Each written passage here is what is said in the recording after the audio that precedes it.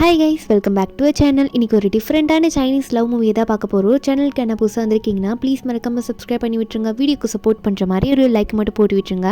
இப்போ இந்த மூவியை பார்க்கலாம். மூவியோட ஸ்டார்டிங்லேயே ஒரு மென்டல் ஹாஸ்பிட்டலில் தான் காட்டுறாங்க. அப்போது அதே இடத்துல நம்ம ஹீரோயின் சியாவை காட்டுறாங்க. அவள் இந்த ஹாஸ்பிட்டலில் தான் இப்போது சேர்த்து விட்டுருக்காங்க.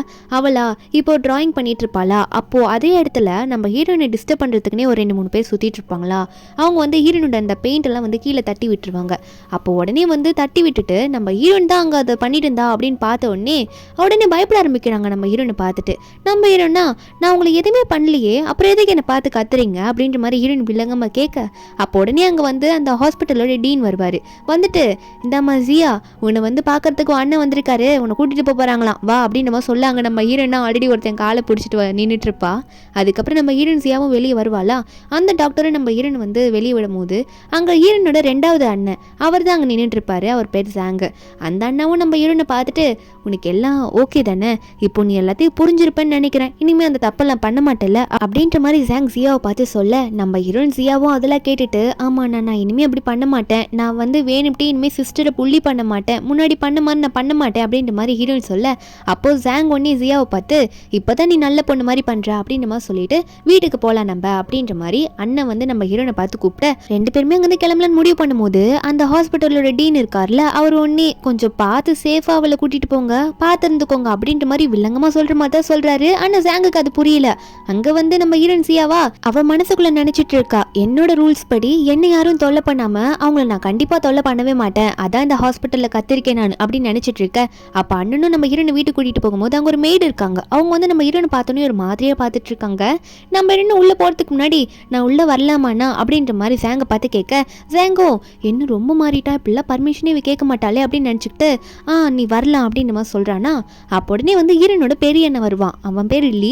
பக்கத்துலேயே ஷியான்னு சொல்லிட்டு ஒருத்தர் இருக்கால, இவ இந்த ஃபேமிலியோட அடாப்டட் டாட்டரு. நம்ம ஹீரோன் சின்ன வயசில் காணாமல் போனதுக்கப்புறமா இவ்வளோ அடாப்ட் பண்ணி வளர்த்துருப்பாங்க நம்ம ஹீரோனோட ஃபேமிலியில். நம்ம ஹீரோன் இவங்களெல்லாம் பார்த்து கொஞ்சம் வணக்க வைக்கிற மாதிரி தலையில குனிய, அப்போ உடனே இந்த ஷியா நம்ம ஹீரோனை பார்த்து பயப்படுற மாதிரி அவங்க அண்ணன் கையை பிடிப்பாளா. லீயை உடனே பார்த்து இருந்துக்க சொல்லிட்டேன் அப்படின்ற மாதிரி நம்ம ஹீரோனை வந்ததுமா பார்த்து உடனே மிரட்ட ஆரம்பிக்கிறான். நம்ம ஹீரோனா, நான் எந்த தொல்லையும் பண்ண மாட்டேன் அப்படின்ற மாதிரி நம்ம ஹீரோன் சமத்தா பேசிட்டு இருக்க. அப்போ உடனே இந்த லீயும் பண்ணாம இருந்தா சரிதான் அப்படின்ற மாதிரி நம்ம ஹீரோனை பார்த்து மூஞ்சில் அடிச்ச மாதிரியே பேசிட்டு இருக்கான்.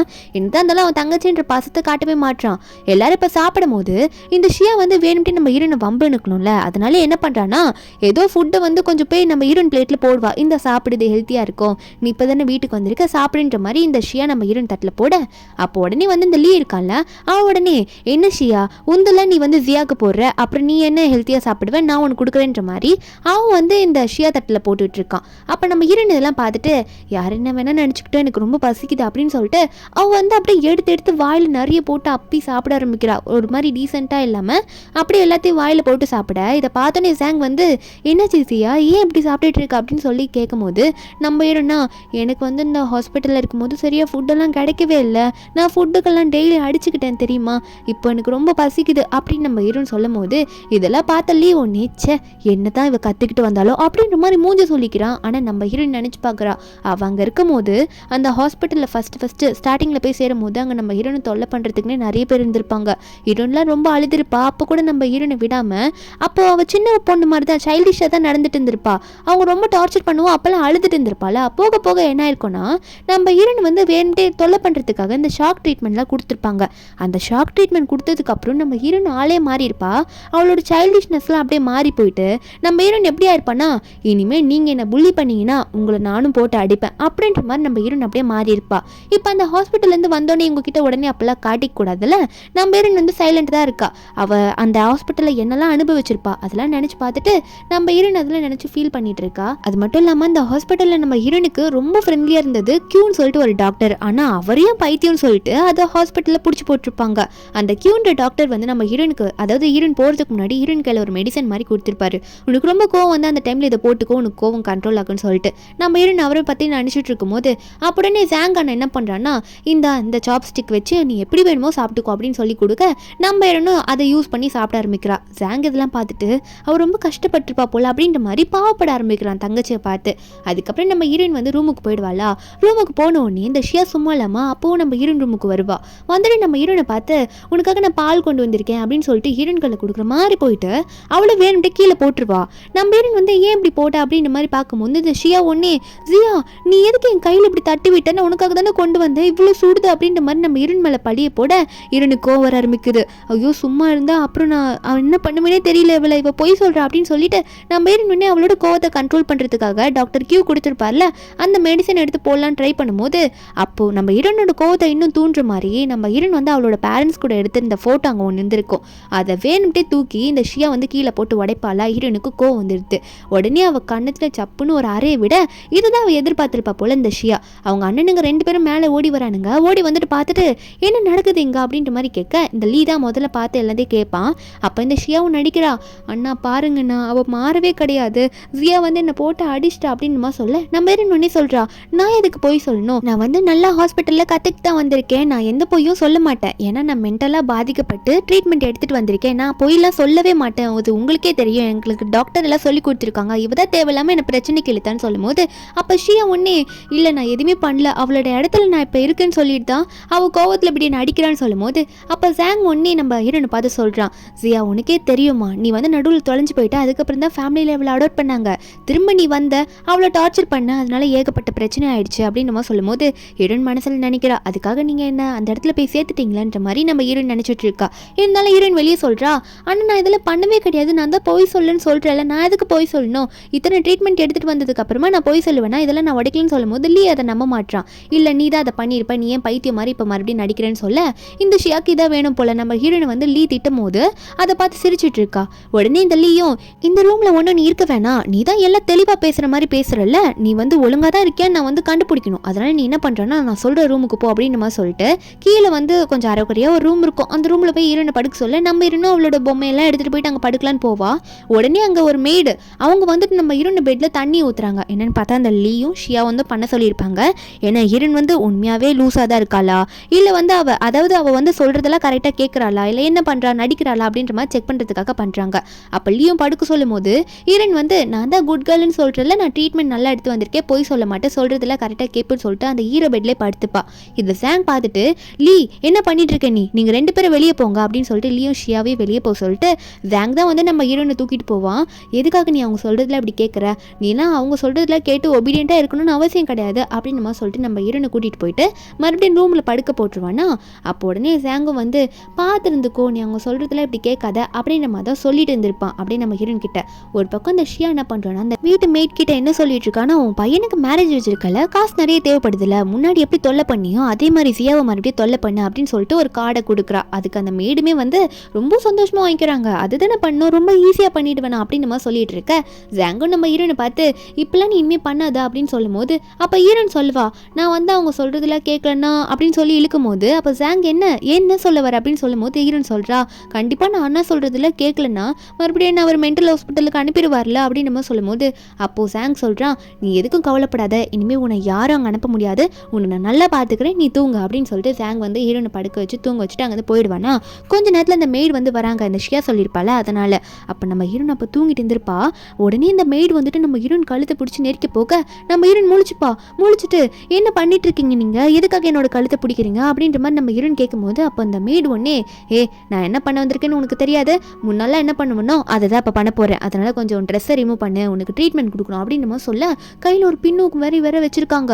அப்போது நம்ம ஹீரோன் ஜியா ஒன்னே, இல்லை நீங்கள் அப்பெல்லாம் பண்ணக்கூடாது, எனக்கு டாக்டர் கியூ எல்லாம் சொல்லி கொடுத்துருக்காரு, நீங்கள் பண்ணுறதுல ட்ரீட்மெண்ட்டே இல்லை அப்படின்னு நம்மளாம் சொல்லிட்டு இருக்க.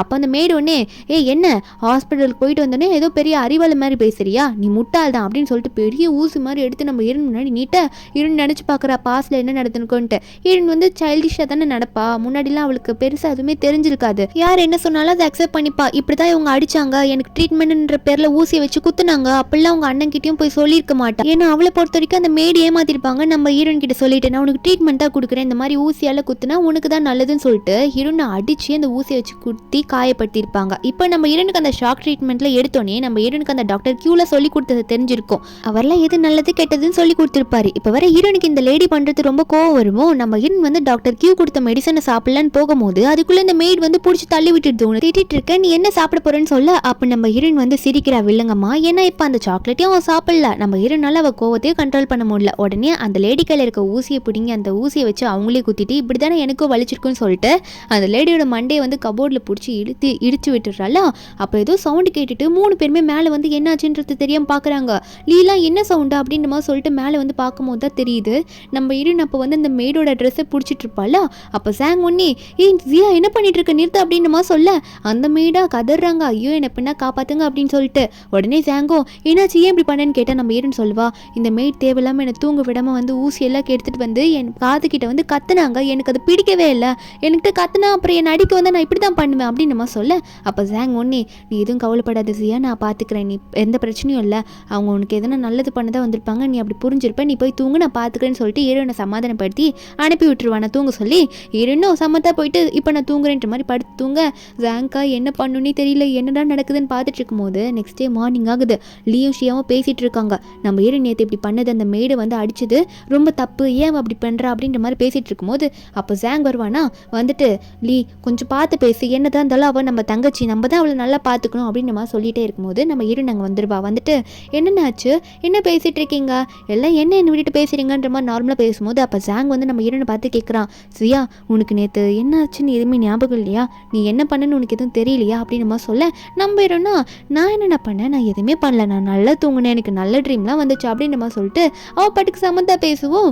அந்த நேரத்தில் கரெக்டாக வேறு மெய்ட் வந்து எல்லாம் சாப்பிடுவாங்கன்னு சொல்லிட்டு மண்டலில் கட்டெல்லாம் போட்டுட்டு பிரெட் எடுத்துகிட்டு வந்து எல்லாருக்கும் கொடுப்பாங்களா. அப்போ நம்ம ஈடுனோடனே மெய்டை பார்த்து சிரிச்சுக்கிட்டே ரொம்ப தேங்க்யூ அப்படின்னு நம்ம சொல்கிறா பிரெட் கொடுத்ததுனால. அவள் தேங்க்யூ சொல்கிறது சிரிச்சுட்டே சொல்கிறது கூட இந்த மெய்டுக்கு பயமாக இருக்க போல, ஐயோ என்னை பார்த்து சிரிச்சுட்டு ஏதோ பண்ண பார்க்குறேன்ற மாதிரி கீழே வில. அப்போ ஷியா உடனே ஓவர் ஆக்டிங் பண்ணுவாள். உடனே ஆண்டி என்னாச்சுன்ற மாதிரி பதறிட்டு போய் பார்ப்பாளா. நம்ம இன்னும் ஆண்டி நான் உங்களுக்கு எதுவுமே பண்ணலையே, நீங்கள் எதுக்காக என்னை பார்த்து பயப்படுறீங்க அப்படின்னு சொல்லிட்டு நம்ம ஹீரோன் வந்து சிரிச்சுக்கிட்டே கிட்ட போய் கேட்க அப்போ அந்த மெய்டு ஒன்னே ஐயோ எம்மா நீ மட்டும் என்னை தொடாத, எனக்கு இங்கே வேலையே வேணாம், நான் இங்கே வேலையே செய்யலை, நீங்கள் இருந்தால் அதாவது நான் இங்கே இருந்தால் நீ என்னை கொன்னே போட்டுருவேன்னு சொல்லிட்டு அவங்க வெளியே எந்திரிச்சு ஓடிடுறாங்க. அப்போது இதெல்லாம் பார்த்துட்டு நம்ம ஹீரோன் வந்து ஏன் இப்படி போகிறாங்கன்னு பார்க்கும்போது இந்த லேடி வெளியே கத்திட்டே போகும்போது ரோட்டில் வந்து ஒரு பெரிய கார் வருமா, அது தெரியாமல் இந்த லேடி நடுவில் போகும்போது அந்த கார் வந்து இவங்களை இடிச்சு விட்டுட்டு தப்பிச்சு போயிடும். அப்போ ஷியாலா வந்து என்னாச்சுன்ற மாதிரி வெளியே பார்க்க அந்த லேடிக்கு வந்து காலில் அடிபட்டிருக்கும்.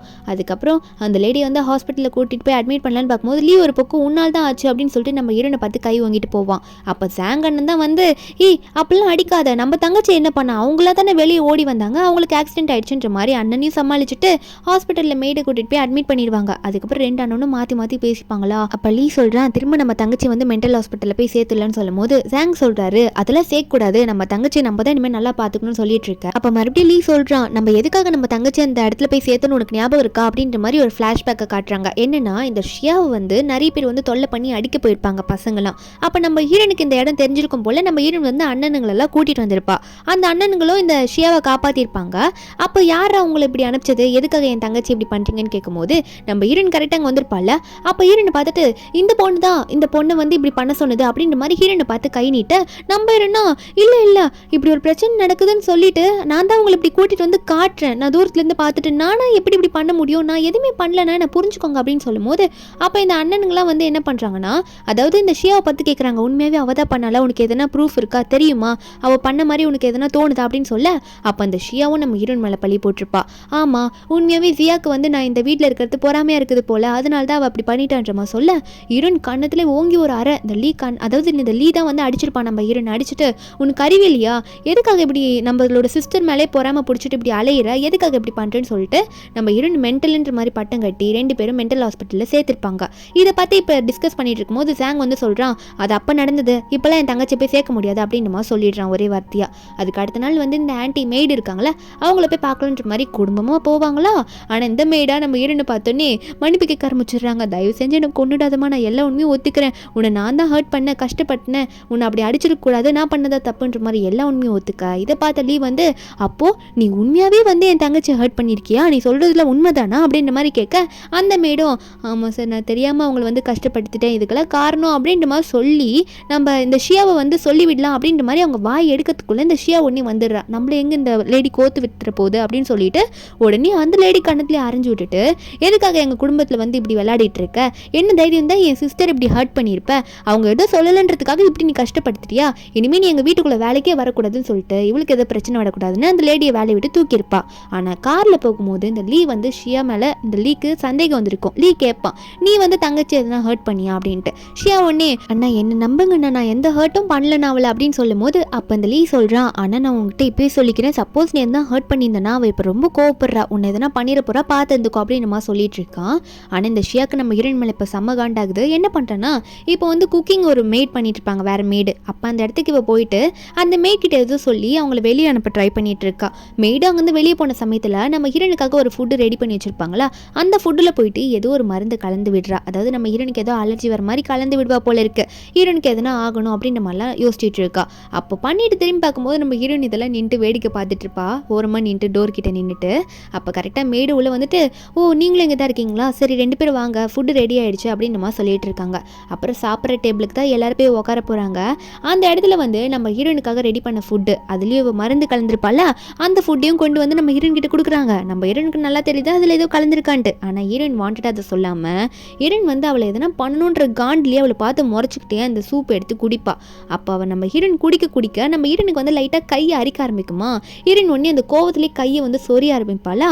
அப்போது அவள் ஒரு வாட்டியும் அந்த ஷியாவை பார்த்து முறைச்சிக்கிட்டே இருக்கும்போது ஒரு பக்கம் சாங் வந்து, என்னாச்சு உனக்கு எதுனா அலர்ஜி ஆயிடுச்சா ஃபுட்டுனால, வா எதுக்கு இப்படி சொரிஞ்சிட்டு இருக்க, கை இப்படி சொரியாத உனக்கு அப்புறம் காயமாயிடும் அப்படின்னு சொல்லிட்டு சாங் தான் வந்து நம்ம ஹீரோனை பார்த்து, நான் உனக்கு மருந்து போட்டு விடுறா வா அப்படின்னு சொல்லிட்டு ஹீரோனை கூட்டிகிட்டு போக ட்ரை பண்ணுவார். ஆனால் ஹீரோயின் முறைச்சிக்கிட்டே இருப்பா போகிற வரைக்கும் ஷியாவையே பார்த்து.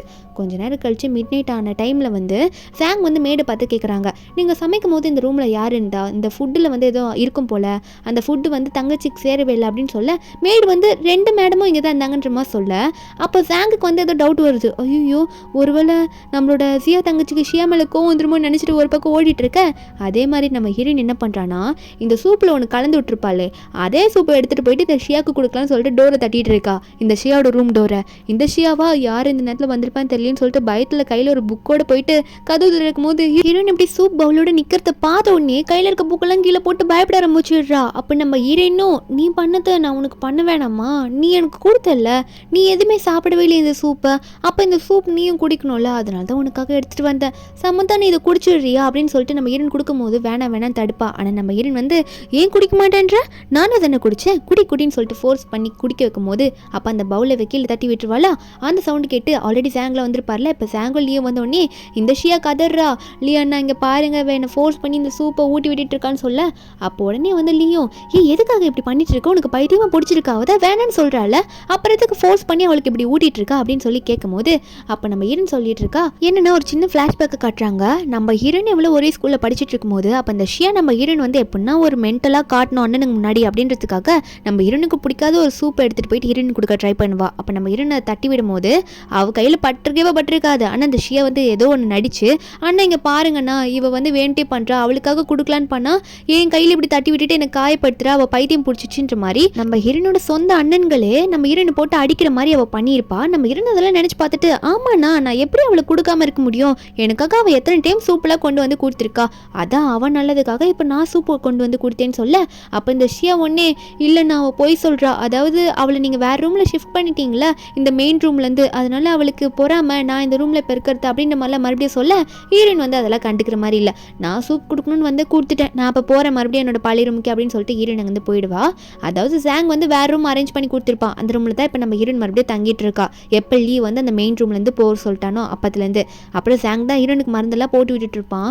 நம்ம ஹீரோயின் இதெல்லாம் பார்த்துட்டு, என்ன ரொம்ப பாசம் இருக்கிற மாதிரி இப்போ 2வது அண்ணன் ஓவராக போயிட்டு இருக்கானே, கொஞ்சம் பொறுமையாகவே போவோம் இவங்ககிட்ட அப்படின்ற மாதிரி ஹீரோயின் நினைக்க, இதெல்லாம் லீ வந்து தூரத்துலேருந்து பார்த்துட்டு, ஒருவேளை நம்மளோட தங்கச்சி கிட்ட நம்ம ஓவரதாக போகிறோமோ, கொஞ்சம் பார்த்து தான் நடந்துக்கணுமோ, அவள் பாசத்தில் தான் சூப்பை எடுத்துகிட்டு போய் கொடுத்துருப்பாளோ அப்படின்னு நினச்சிட்டு அடுத்த நாளே ஒரு கேக் வாங்கிட்டு வந்திருப்பான் இந்த லீ. அதை வச்சுக்கிட்டு நம்ம ஹீரோன் நல்லா கூப்பிட்டு இருக்கா. ஆல்ரெடி ஷியா வந்து பக்கத்துலேயே தான் நின்றுட்டு இருப்பா. அப்போது நம்ம ஹீரோன் அங்கே வந்தோடனே இந்த ஷியா வந்து பார்த்துட்டு, அண்ணா எனக்கும் கேக் வேணும்னா அப்படின்னு சொல்லி கேட்க, அப்போ அந்த லீ ஒன்னே தோ தரமா அப்படின்னு சொல்லிட்டு அந்த கேக் பீஸை கட் பண்ணுவான். கட் பண்ண உடனே அவன் என்ன பண்ணுறான்னா, நம்ம ஹீரோனை தானே இப்போ கொஞ்சம் நல்லா பார்க்கணும்னு நினச்சிருப்பான், அதனால ஹீரோனுக்கு எடுத்துகிட்டு போய் கொடுக்க போயிடுவான். ஆனால் அந்த ஷியா வந்து கை நீட்டுவா. அதை வந்து இந்த லீ கண்டுக்கவே இல்லை. நம்ம ஹீரோன் கிட்ட கொடுக்க இந்த ஷியாக்கு இன்னும் காண்டாகுது, என்ன எனக்கு தரமாட்டுறாவா அப்படின்ற மாதிரி பார்க்க, நம்ம ஹீரோனும் சரி லீ தராரே அப்படின்னு சொல்லிட்டு வாங்கிக்கிட்டு அந்த கேக்கை வந்து அவர் முன்னாடி சாப்பிட்றா. ஆனால் சாப்பிட்டு முடிச்சுட்டு உடனே வாமிட் எடுக்க போயிடுறா. போயிட்டு எல்லா கேக்கையும் சாப்பிட்டது அப்படியே வாமிட் எடுக்க பின்னாடி இருந்து வந்துட்டு ஷியாவும் லீயும் பார்க்குறாங்க, எதுக்கு இவ வாமிட் எடுக்கிறா, எதுக்கு சாப்பிட்டுட்டு அப்படியே வாமிட் எடுக்கிறா அப்படின்ற மாதிரி சொல்லிட்டு நம்ம ஹீரோனை பார்த்து கேட்க, நம்ம ஹீரோன் சொல்கிறா, அண்ணன் சொன்னார் சாப்பிட்டேன், ஆனால் அண்ணனுக்கு வந்து என்னை பிடிக்காதுல்ல, அவருக்கு என்னை பிடிக்கிற வரைக்கும் அவர்கிட்டேருந்து கொடுக்குறத நான் எதுவும் அக்செப்ட் பண்ணிக்கூடாதுல்ல, அதனால அவருக்கு பிடிக்கிற வரைக்கும் நான் அவர்கிட்டேருந்து எதுவும் வாங்க மாட்டேன், அதான் வாமிட் எடுத்துட்டேன், அவரை பொறுத்த வரைக்கும் அவர் சாப்பிட சொன்னார் சாப்பிட்டேன் அப்படின்ற மாதிரி சொல்ல, இது கேட்கும் போது லீ கொஞ்சம் கோவம் வருது. இருந்தாலும் சரி ஓகே உனக்கு விருப்பம் இருந்ததுன்னா இதுக்கு இதுக்கு மேலே நீ சாப்பிடு, இல்லைண்ணா வேணாம் விட்டுரு அப்படின்னு சொல்லிட்டு இந்த லீ சொல்லிட்டு அங்கேருந்து போக நம்ம இரணும் சரிண்ணா அப்படின்ற மாதிரி மரியாதை கொடுத்துட்டு இருக்கா. இதை பார்க்கும்போது ஷீக்கு இவளே வந்து வெறுப்பை உருவாக்கிக்கிற அண்ணன் கிட்ட எனக்கு வேலை மிச்சம் அப்படின்ற மாதிரி தான் இந்த ஷியா பார்த்துட்டு இருக்கா. அதுக்கப்புறம் நம்ம இருன் வந்து என்ன பண்ணுவானா, இந்த டாக்டர் கியூன்னு சொல்லிட்டு ஒருத்தர் இருக்கார்ல, நம்ம இருனுக்கு அந்த ஹாஸ்பிட்டலில் ஹெல்ப் பண்ணியிருப்பாரு, அவரை தான் போய் நம்ம இருன் மீட் பண்ணுறா. அவரும் நம்ம இருன் கிட்ட நல்லா பேசுகிறாரு, நீ வீட்டில் நல்லா இருக்கியா ஓகே அப்படின்ற மாதிரிலாம் கேட்க நம்ம இருனும் நல்லா இருக்கேன் நீங்கள் எப்படி இருக்கீங்க அப்படின்ற மாதிரிலாம் கேட்டுட்டு இருக்கா. இவங்க 2 பேர் தான் ரொம்ப க்ளோஸ் ஃப்ரெண்ட்ஸே அந்த ஹாஸ்பிட்டலில். நம்ம இருனுக்காக நிறைய சொல்லி கொடுத்துருப்பாரு. நம்ம இருனும் எனக்கு டைம் ஆயிடுச்சு நான் போகிறேன் அப்படின்ற மாதிரி டாக்டர் கியூ பார்த்து சொல்ல, கியூவும் சரி பார்த்து போயிட்டுவான்னு சொல்லும் போது இருன் அங்கே போகும்போது, அதாவது அங்கேருந்து போகும்போது டாக்டர் கியூ ஒரு மாதிரி பார்க்குறா. இவர் வேணும்ட்டே இப்படி வந்து இங்கே சேர்த்து விட்டுருக்காங்க, இவர் எப்படியாவது நம்ம ஹெல்ப் பண்ணி வெளியே கூட்டிகிட்டு வரணும்னு நினச்சிட்டு இருக்கா. அதுக்கப்புறம் நம்ம இருன் வீட்டுக்கு போகும்போது என்னென்னு பார்த்தா நம்ம இருன் இன்னைக்கு பர்த்டே, நம்ம இருனோட பர்த்டே செலிப்ரேட் பண்ணுறேன்னு சொல்லிட்டு இந்த ஷியா என்ன பண்ணியிருப்பானா, ஒரு செட் ஆஃப் ஃப்ரெண்ட்ஸை கூட்டு வந்திருப்பா. அவங்களும் வந்து இருனுக்கு பிடிக்காத மாதிரி இந்த பாப்பர்ஸ் எல்லாம் வெடிச்சு கத்துறாங்க இருன் கிட்ட பர்த்டே விஷ் பண்ணுறேன்னு சொல்லிட்டு. என்ன ஆயிருக்குன்னா, நம்ம இருன் இந்த ஷியாவும் வந்து ஸ்டார்டிங்கில் ஸ்கூல் ஒன்றா படிக்கும் போது இந்த ஷியோட ஃப்ரெண்ட்ஸ் எல்லாம் வந்து வேணுட்டே இந்த ஷியா சொல்கிற பேச்சு கேட்டுட்டு அவங்களும் நம்ம இருனுக்கு பர்த்டே விஷ் பண்ணுறன்ற பேரில் கேக்கு தூக்கி மூஞ்சில் அடித்து வேணுட்டே கத்தி இருன் டார்ச்சர் பண்ணியிருப்பாங்க. இப்போ அதே மாதிரி திரும்ப பண்ணலாம் அப்படின்றதுக்காக இந்த ஷியா வந்து அவன் ஃப்ரெண்ட்ஸ் எல்லாம் இன்வைட் பண்ணியிருப்பாளா, அதே மாதிரி நம்ம இருன் கிட்ட பண்ணும்போது நம்ம இருனுக்கு வந்து பாலிசெல்லாம் ஞாபகம் வந்து வந்து காதை பொத்திட்டு இருக்கா.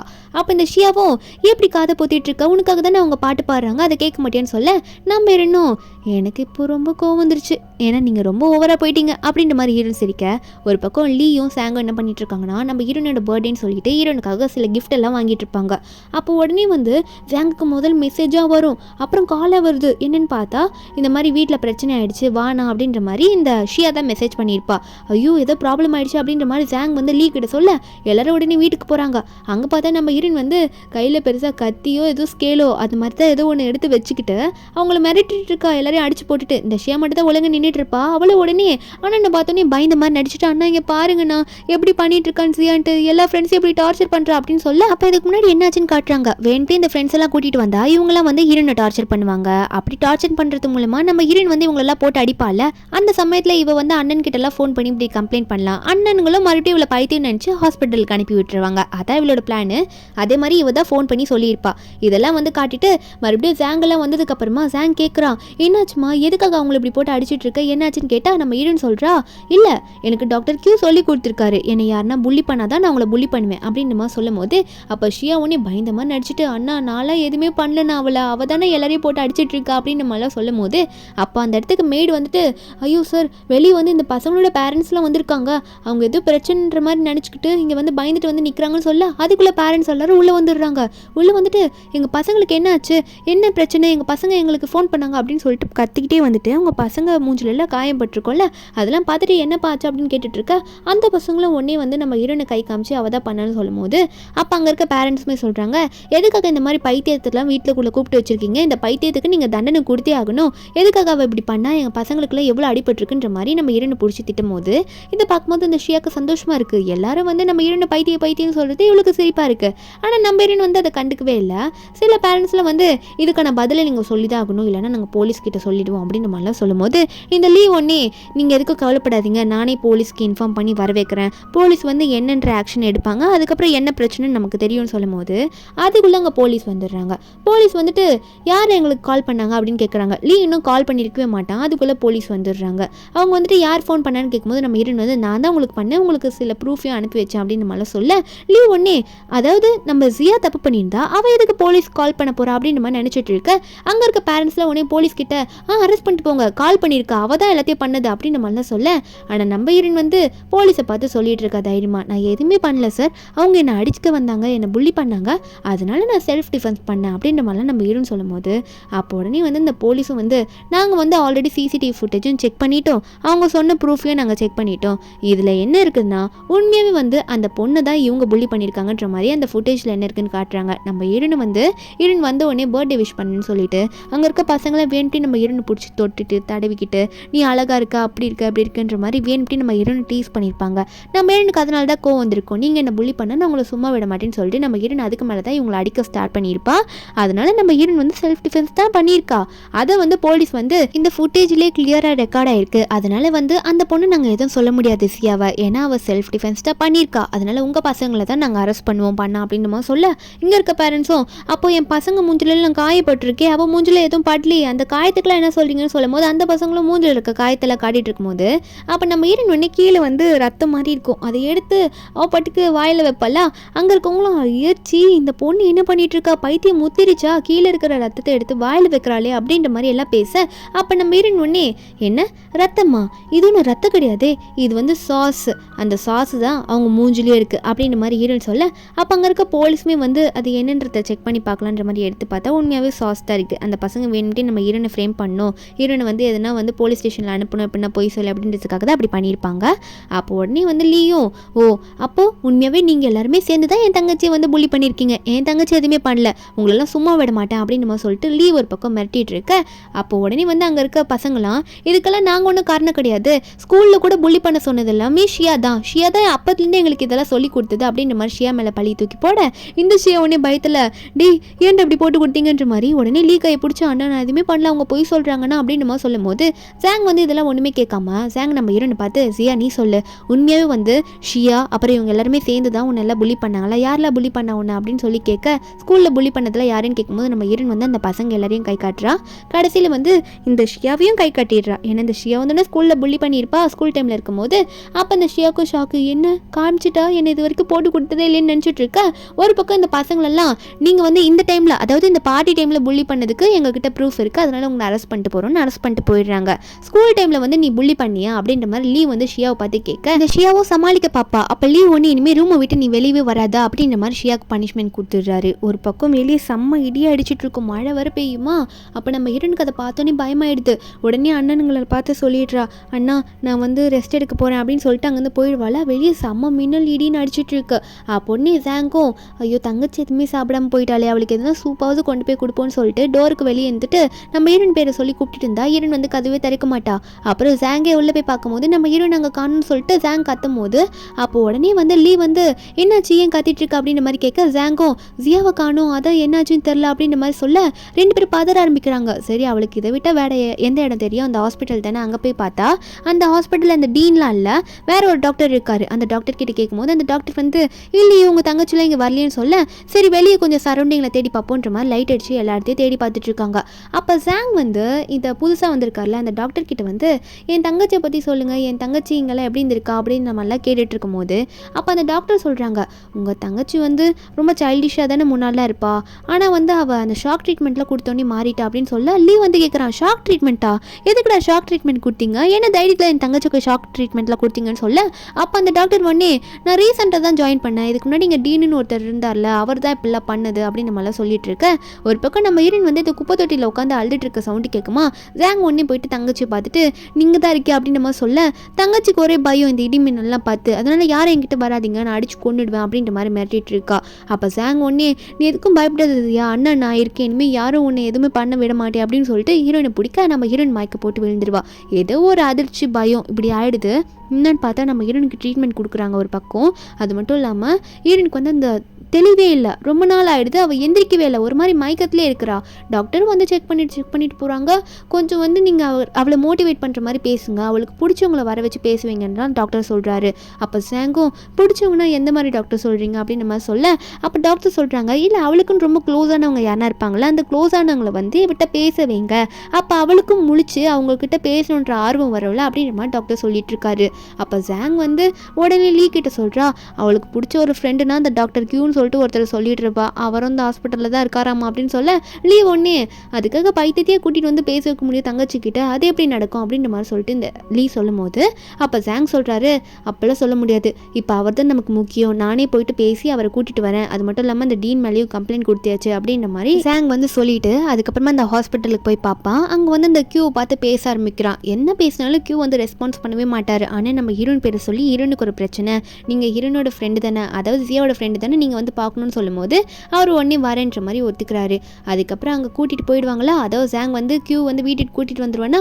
அப்போ கியூ ஒன்று நீங்கள் ரெண்டு பேரும் வெளியே இருங்க, நான் அவட்ட கொஞ்சம் பேசணும் அப்படின்னு நம்ம சொல்லி இவங்க ரெண்டு பேரும் வெளியே அனுப்ப கியூ வந்து நம்ம ஹீரோன் கிட்ட பேச ஆரம்பிக்கிறாரு. இந்த ஃபேமிலியில் ஒன்று நல்லா பார்த்துக்கிறாங்கன்னு நினைக்கிறேன், நீயும் ஹாப்பியாக இருக்கியா, நீ வந்து இன்னும் ஹார்ட் ஒர்க் பண்ணணும், அதாவது நீ விட்டுறக்கூடாது, நீ எந்திரிச்சு வா, நீ இன்னும் நிறைய பண்ணணும்னு சொல்லிட்டு ஹீரோனை மோட்டிவேட் பண்ணுற மாதிரி பேச ஷியா வந்து இதெல்லாம் ஒளிஞ்சு நின்று கேட்டுட்டு தான் இருந்திருப்பா.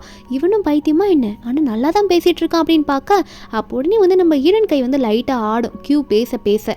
அதை கியூ நோட் பண்ணிவிட்டு உனக்கு பிடிச்ச மெடிசனை நான் இங்கே வச்சுட்டு போகிறேன், நீ வந்து எந்திரிச்சு கண்டிப்பாக அதை சாப்பிடணும் சரி அப்படின்னு சொல்லிட்டு ஒரு மெடிசன் டப்பாவை கியூ வச்சுட்டு போகிறாரு. ஆனால் அதில் வந்து நம்ம ஹீரோனுக்கு பிடிச்ச சாக்லேட் தான் இருக்கும்.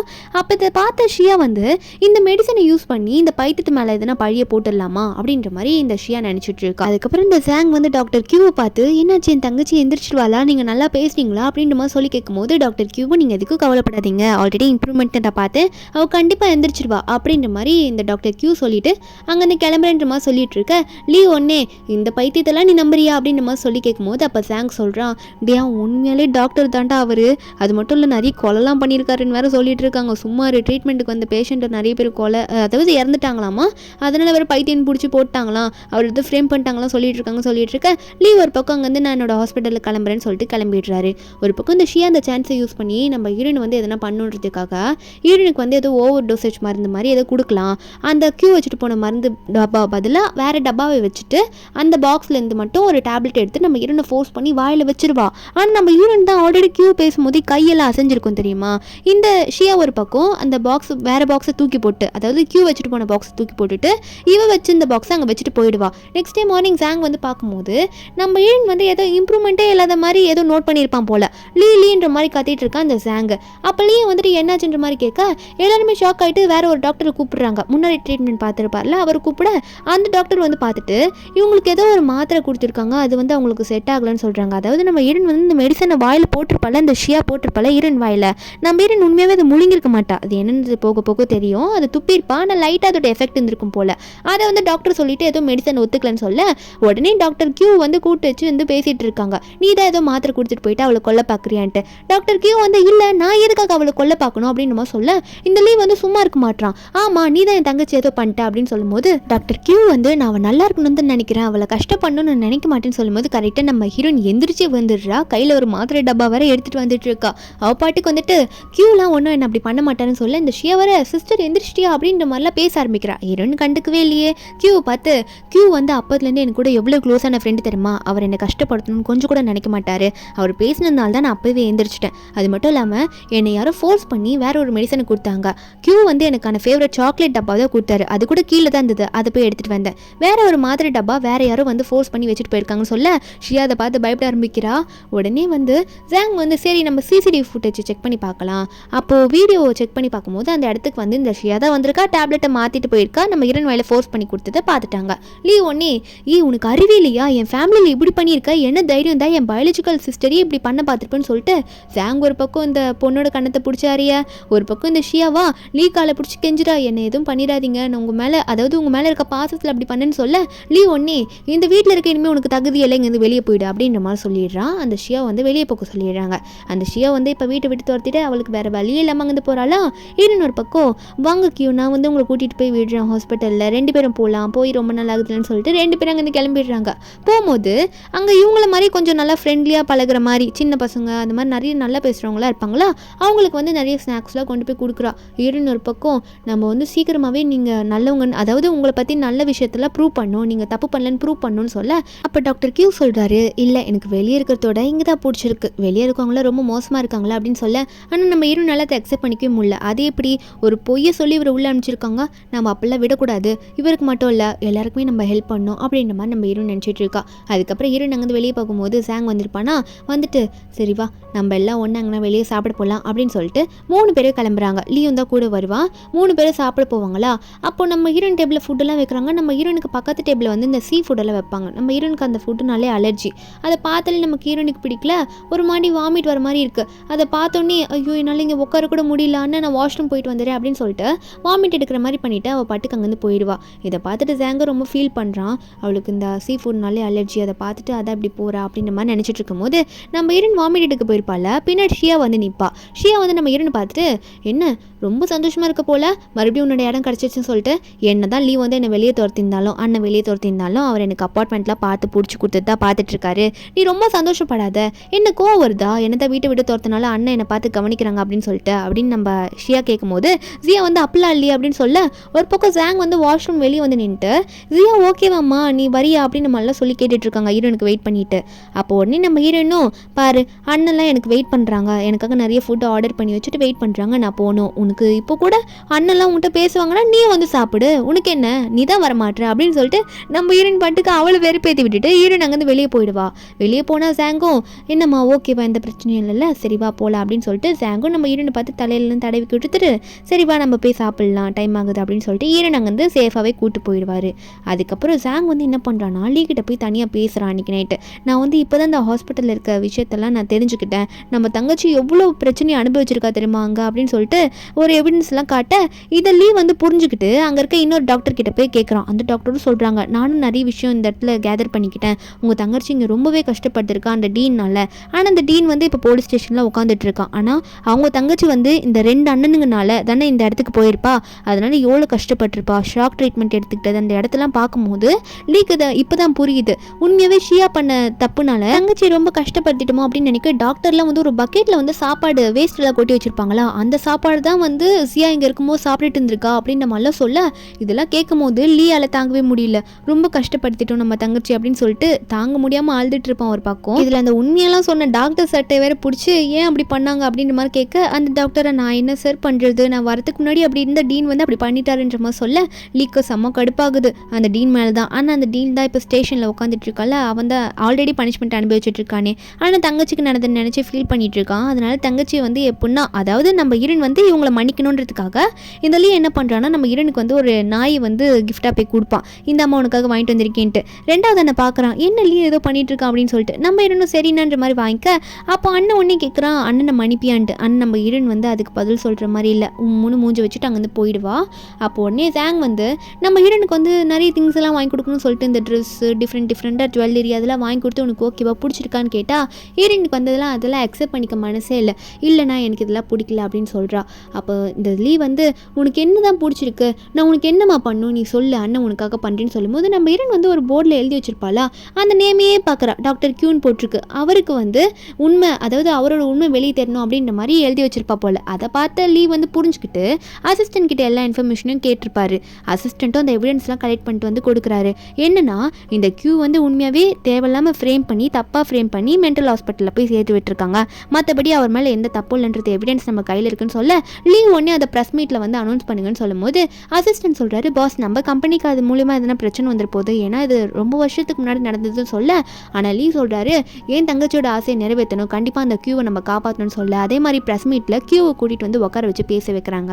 அப்போ அவர் ரொம்ப நர்வஸாக இருக்குது, ரொம்ப நாள் கழிச்சு ஹாஸ்பிட்டல்லேருந்து இப்படி வந்து உண்மையை வந்து ஓப்பனாக வெளியே பப்ளிக்காக வரப்போதில்லை இப்படி பேசுறதுக்கு. நம்ம ஹீரோனா பயப்படாதீங்க, எனக்குலாம் எவ்வளோ நீங்கள் ட்ரீட்மெண்ட் கொடுத்துருக்கீங்க, என்ன எவ்வளோ தைரியப்படுத்திருக்கீங்கன்னு சொல்ல கியூவும் தைரியமாக இருக்காரு.